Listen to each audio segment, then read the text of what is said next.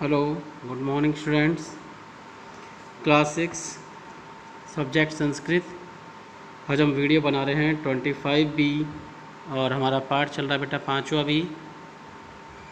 तो देखिए, इस पार्ट में हमने पिछले वीडियो में इसके क्वेश्चन नंबर 1, 2 एंड 3 क्वेश्चन तक कंप्लीट करवाया था।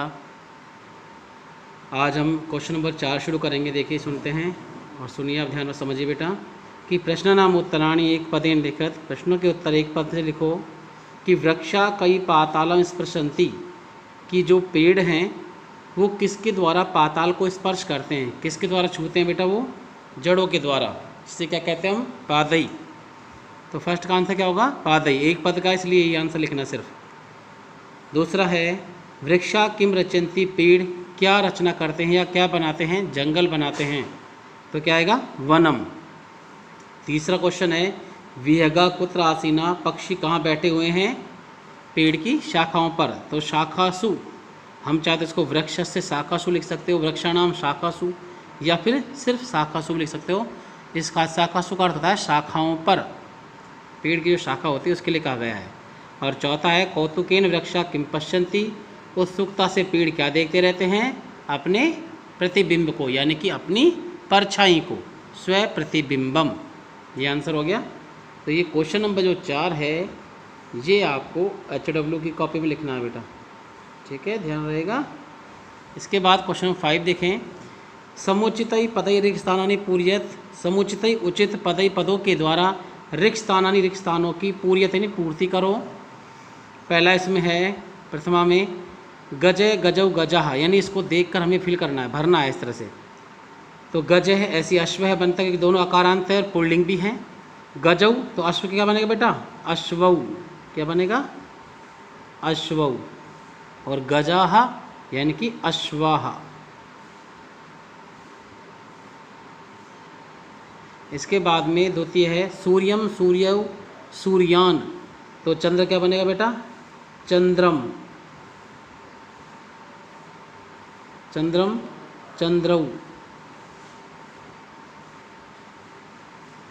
और चंद्रान लिखा हुआ है अपने आप ही। फिर तृतीया में है बिडालेन बिडालाभ्याम बिडालई, ये लिखा हुआ है।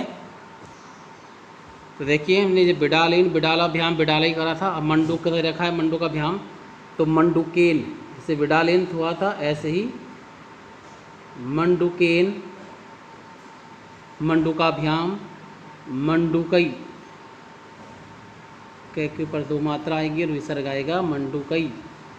फिर देखो चतुर्थी में सर्पाय, तो बनता है सर्पाभ्याम, जैसे वानराभ्याम को देखकर बना लेंगे ऊपर वाले को, सर्पाभ्याम।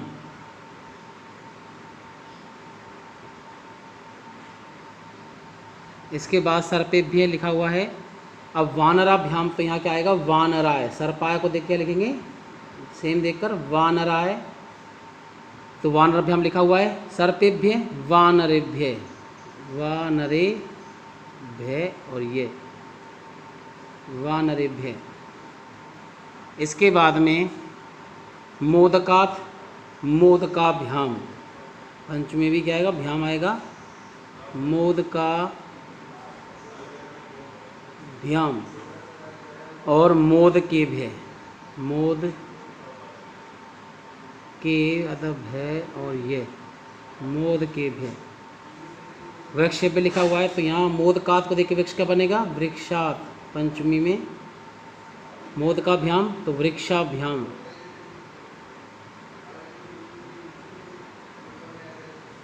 और वृक्ष पे लिखा हुआ है जनस्य जनयो जननाम शुक्का शुकस्य, शुकस्य शुकयो।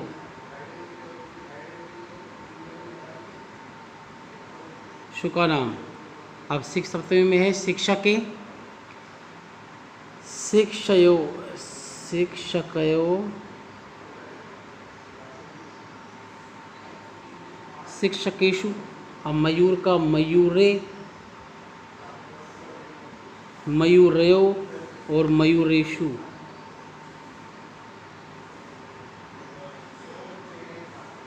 हे बालक है, हे बालकौ, हे बालका, तो हे नर्तक है, हे नर्तकौ।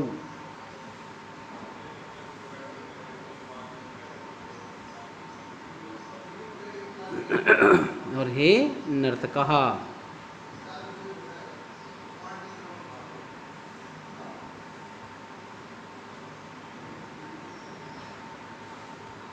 तो ये वाला क्वेश्चन आपको करना है CW की कॉपी में, ठीक है बेटा। क्वेश्चन नंबर जो आपका ये 5 वाला है ये आपको CW में करना है।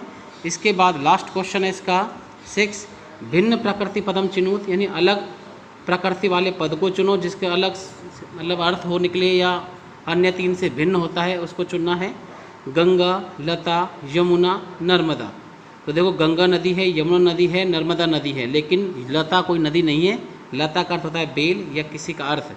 तो यहाँ पर जो आंसर आएगा वो आएगा लता। आपको क्या करना है, गंगा, लता, यमुना बराबर सामने डाल के लिखना है लता आंसर, ठीक है बेटा। यानी कि ऐसे बराबर निशान लगाया उसी लाइन में और लता आंसर डाल दोगे, ठीक है बेटा। ये ध्यान रखना है आपको। उद्यानम कुसुमम फलम चित्रम। उद्यानम बगीचा, कुसुम यानी फूल, फलम यानी फल, चित्रम यानी चित्र। तो चित्रम अलग है क्योंकि बगीचे में फूल और फल होते हैं लेकिन चित्र नहीं, तो यहाँ चित्रम आंसर आएगा। चित्र अलग है सबसे, क्योंकि एक ही संगत है बगीचा फूल और फल का, लेकिन चित्र अलग है शब्द इसमें। तीसरा है लेखनी, तूलिका, चटका, पाठशाला। तो लेखनी है लिखने वाली, तूलिका यानी कलम के लिए आएगा यहाँ पर भी, चटका यानी गोरैया होती है, पाठशाला यानी स्कूल होता है। तो यहाँ ये चिड़िया, ये सब स्कूल के अंदर काम वाली चीज़ें हैं, लेकिन जो चिड़िया है ये एक सजीव पक्षी है, गोरैया है, इसलिए इनसे अलग है। आम्रम, कदली फलम, मोदकम, नारंगम। आम्रम यानी आम का फल होता है, कदली फलम यानी केला होता है, मोदकम का अर्थ लड्डू होता है और नारंगम का अर्थ संतरा होता है या नारंगी होता है। तो आम, केला और नारंगी, ये तो संतरा, ये तो हो गया फल, लेकिन जो मोदकम में लड्डू होता है तो लड्डू एक मिठाई है। तो इसमें उत्तर क्या आएगा बेटा, मोदकम, ठीक है जी। तो ये क्वेश्चन नंबर 6 आपको CW कॉपी में करना है, ठीक है। तो आज की वीडियो बस इतना ही। Okay students.